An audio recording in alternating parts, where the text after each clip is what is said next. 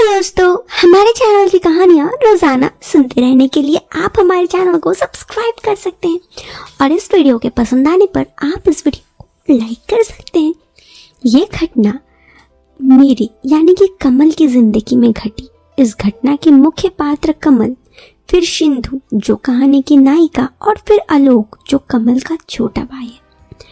कमल, मैं बहुत अच्छा डांसर हूँ और साथ ही कोरियोग्राफर भी। मैं काफ़ी लोगों को डांस सिखाता हूँ, उसमें से मेरा भाई भी मुझसे डांस सीखता है। हमारा एक ग्रुप है जो कई जगह जाकर डांस का प्रोग्राम करता। प्रोग्राम के कारण लोग अक्सर एक साथ बाहर होते हैं। हमारी टीम में मेरे अलावा आलोक, सिंधु और 3-4 लोग हैं। प्रोग्राम के हिसाब से टीम के मेंबर घट बढ़ सकते हैं। मैं कोरियोग्राफर के हैसियत से लड़के लड़कियों को डांस सिखाता हूँ, स्टेप सही करवाता हूँ और सबके साथ मेरी नज़र एक जैसा है, केवल मेरे भाई छोड़। पता नहीं कब प्रोग्राम करते करते आलोक और सिंधु एक दूसरे के करीब आ गए और इतने करीब आ गए कि उनको एक डोर में बंधने के लिए शादी करने की ज़रूरत पड़ी, जबकि मैं भी अभी तक अपने शादी का खिलाफ था। खैर, दोनों की शादी को साल बीत गए, लेकिन अभी भी दोनों हमारे ग्रुप के मेंबर थे। लेकिन जब मेरी नज़र सिंधु के प्रति बदल चुकी थी, क्योंकि वो अब मेरी बहू थी। लेकिन कभी कभी स्टेप सही कराने के लिए मुझे सिंधु को भी डांस सिखाना पड़ता। क्योंकि हम लोग काफ़ी समय से एक दूसरे के साथ काम कर रहे थे, इसलिए हम सब के बीच झिझक कम थी। फिर भी अब भी एक निश्चित फासला बन चुका था। हम लोग प्रोफेशनल और व्यक्तिगत जीवन को बड़े अच्छे से निभा रहे थे। कुल कहने का मतलब है, जिसकी जगह जैसी ज़रूरत पड़ती वैसी भूमिका में हम सब आ जाते। उन दोनों की शादी को 1 साल से ऊपर हो चुका था। उनकी शादी के एनिवर्सरी के दिन ही हमारी टीम को एक बहुत ही बड़ा स्टेज मिला, जहाँ पर परफॉर्मेंस करना था। और यदि परफॉर्मेंस अच्छा होने की स्थिति पे हमारे जीवन में काफ़ी बदलाव आने वाला था।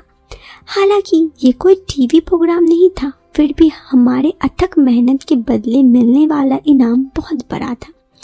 इसे कहानी के इत्तेफाक यहाँ से शुरू होती है। जिस कंपनी के लिए परफॉर्मेंस करना था, उस कंपनी ने मुझे, मेरे भाई और सिंधु जो कि मेरी बहू भी थी, को दिल्ली परफॉर्मेंस के लिए जाना था। घर में खुशियाँ थी। हम तीनों ही अपने परफॉर्मेंस के लिए बेहतर करने के लिए कड़ी मेहनत कर रहे थे, दिन रात मेहनत कर रहे थे। धीरे धीरे वो दिन नज़दीक आता गया। हम लोगों को अपने जीवन के आर्थिक पद पे आगे बढ़ने के लिए एक यात्रा दिल्ली तक की करनी थी। पर तभी एक हादसा या दूसरा इत्तेफाक था जो मेरे और सिंधु की जिंदगी के साथ जुड़ा। हम तीनों का रिजर्वेशन स्लीपर क्लास में था और वो भी वेटिंग थी। 2 दिन ही रह गए थे, लेकिन वेटिंग क्लियर नहीं हुई। हालांकि हम सभी ने सोर्स का प्रयोग किया और उम्मीद थी कि जाने से पहले टिकट क्लियर हो जाएगी। हम तीनों ही जाने के लिए अपनी अपनी तैयारी में लगे थे। शाम को खबर मिली कि आलोक का एक्सीडेंट हो गया और उसके घुटना एवं एड़ी बुरी तरह से जख्मी हो चुका है। हालांकि डॉक्टर ने पुष्टि की कि हड्डी का कोई नुकसान नहीं हुआ, फिर भी चलने के लिए कम से कम 10 दिन तो लगेंगे ही। अब मेरा दिल बिल्कुल बैठ चुका था, या तो ये भी कह सकते हैं कि हम तीनों का दिल बैठ चुका था। पर तभी मेरे घर के एक सदस्य ने एक रास्ता सुझाया कि किसी नए को प्रोग्राम में जोड़ने से अच्छा है कि मैं और सिंधु उस प्रोग्राम को करें। मुझे क्या सिंधु के साथ ये सुझाव पसंद नहीं आया और हम लोग ने सिर को नीचे झुकाकर इनकार कर दिया। अगर किस्मत में नहीं है तो कोई बात नहीं, पर शायद किस्मत को कुछ और ही मंजूर था। जब ये बात आलोक को पता चली तो हम दोनों को आग्रह की कि ऐसा अवसर को ना जाने दें। जब हम इस पर तैयार नहीं हुए तो उसने अंत में अपनी कसम दे दी और साथ में ही ये कह बैठा कि ठीक होने के उपरांत वो डांस छोड़ देगा यदि हमने उनकी बात नहीं मानी। दोस्तों, इत्तेफाक को आप लोग ये सोच सकते हैं कि ज़िंदगी में किस तरह के इत्तेफाक हुआ। मन मारकर मैं और सिंधु जाने के लिए तैयार हो गए। वो दिन भी पास आया जब दिल्ली के सफ़र के लिए ट्रेन पकड़नी थी। समय से पहले मैं और सिंधु कुछ 1-2 लोगों के साथ स्टेशन आ गए थे, क्योंकि रिजर्वेशन कंफर्म के साथ साथ आलोक का टिकट भी कैंसिल जो कराना था। सिंधु इस समय भारतीय परिधान मतलब साड़ी पहनी हुई थी। स्टेशन पहुंचने पर टिकट चेक की तो पाया कि आरएसी ही मिली है। मेरा एक बार फिर इस यात्रा को रोक देना और सिंधु भी यही चाहती थी, लेकिन लोगों के दबाव और ये बोलने पर भी मौका बार बार नहीं आता। एक बार ट्रेन पर जाओ, फिर टीटी से मिलकर एक और सीट की व्यवस्था कर लेना। मैं दोनों को सामान लेकर सीट पे पहुंचा। अंदर काफ़ी भीड़ थी। किसी तरह हम दोनों मैनेज करके अंदर पहुंचे। ये तो अच्छा था कि जो आरएसी थी वो लोअर थी और बॉगी के बीच में। हम दोनों अपनी अपनी सीट में बैठ गए। थोड़ी देर बाद ट्रेन चल दी। रात भर का सफ़र था। पता नहीं कहीं की भीड़ थी कि अगले स्टेशन पर हमारी बॉगी में भीड़ आ गई। हमारे सह यात्रियों ने बीच वाली सीट खोल दी। हम दोनों सर झुकाए सीट पर बैठे और टीटी का आने का इंतज़ार करने लगे। टीटी आया तो आया नहीं, पर नीचे जगह खाली थी।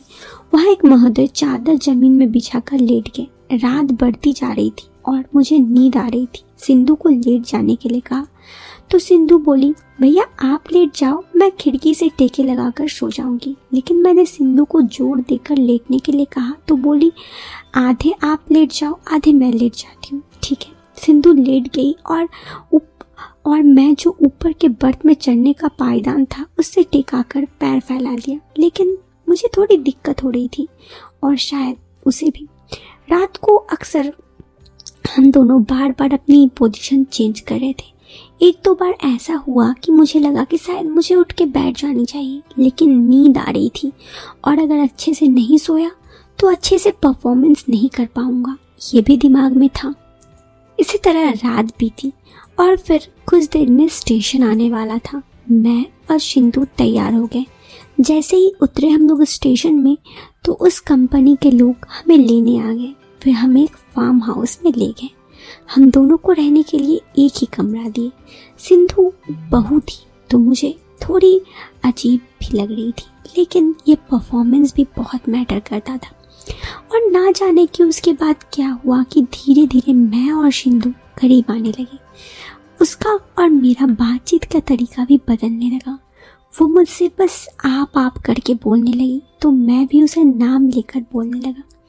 हम दोनों की दूरियां मानो ख़त्म हो रही थी। ये समझ में नहीं आ रहा था कि ये क्यों हुआ, लेकिन इतना ज़रूर था कि हम दोनों एक दूसरे से इतनी ही जल्दी नज़दीक आ गए कि शायद ये आना नहीं चाहिए था। परफॉर्मेंस ख़त्म हुआ और फिर हम दोनों एक दूसरे को देखकर एक लंबी सांस भरे। हम दोनों का परफॉर्मेंस बहुत ही अच्छा हुआ था। हाँ, ये बात ज़रूर थी कि इसका मतलब ये था कि हम लोग अपनी ज़िंदगी में एक नई दौर पे आगे बढ़ रहे हैं।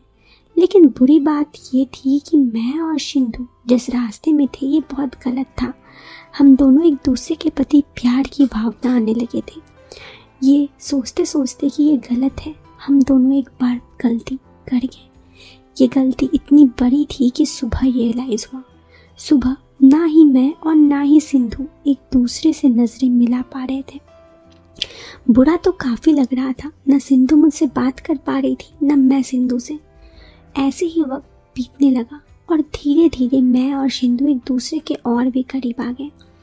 वक्त इस तरह बदला कि सिंधु मुझे देख रही थी, मैं सिंधु को। हमें वापस जाने का कतई मन नहीं था। हम दोनों एक दूसरे के साथ यहीं रहना चाहते थे, लेकिन घर पर रिश्ते और सब कुछ में हमने फैसला किया कि हम दोनों चले जाएं। हम घर आ गए, लेकिन मेरे और सिंधु का रिश्ता कुछ यूं ही चलने लगा। दोस्तों, कहानी यहाँ पे ख़त्म होगी। कैसी लगी आप हमें कमेंट बॉक्स पे कमेंट करके ज़रूर बता सकते हैं। पसंद आई हो तो आप इस वीडियो को एक लाइक कर दीजिएगा। चैनल पे पहली बार आए हैं तो सब्सक्राइब जरूर कीजिएगा। मिलते हैं फिर एक नए वीडियो में एक नए और इंटरेस्टिंग टॉपिक के साथ। Till then bye bye, take care.